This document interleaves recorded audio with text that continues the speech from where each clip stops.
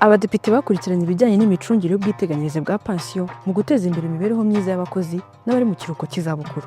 Biteye bite?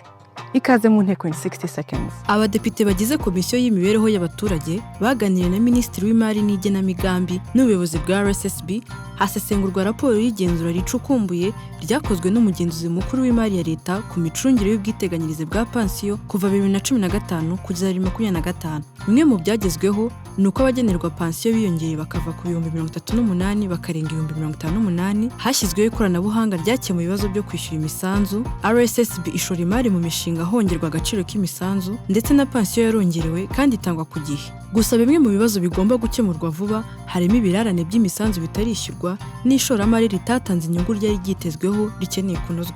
Raporo n'imyanzuro by'iki gikorwa bizemezwa n'inteko rusange bishyikirizwa inzego bireba mu rwego rwo kubahiriza uburenganzira bw'abakozi. Ntuzacikwe n'inteko in 60 seconds y'ubutaha.